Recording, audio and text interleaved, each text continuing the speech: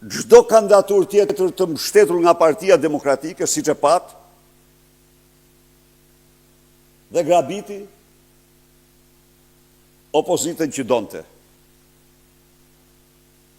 Opozitën që donte.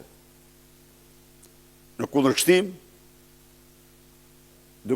duke i futur një thik të madhe, një procesi shumë delikat, shumë të vështirë, por që dëshmon se Edi Rama është i gatshëm të shkelmoj çdo gjë. Pra, imagjinoni ju, një person në një harë kohor 10 ditor, nuk po nalem në zgjedhjen e këtij, në zgjedhjen e kreut të SPKAP-it, sepse edhe përqendrimi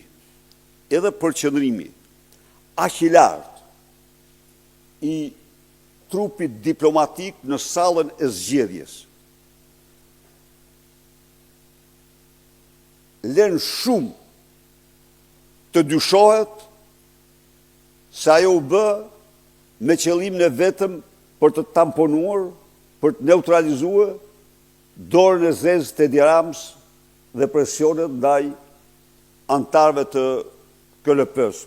Nuk mund të them, por nuk kisha pa ndonjëherë përqendrim të tillë, kaq të madh. Kishin qenë ambasadorë, po jo të gjithë shu siç ishin, sepse donin të jepnin një mesazh që Edi Rama qeveria të mos mund të mirëte siç mori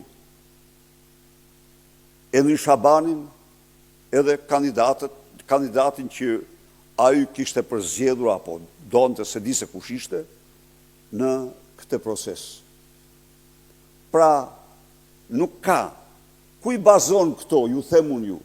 I bazon në lobime korruptive. I ka zëvendësuar.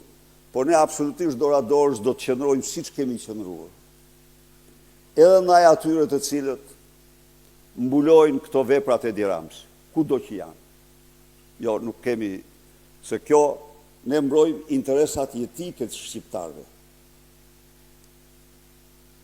Edi Rama pra ka zëvendësuar respektimin e kritereve me lobime korruptive.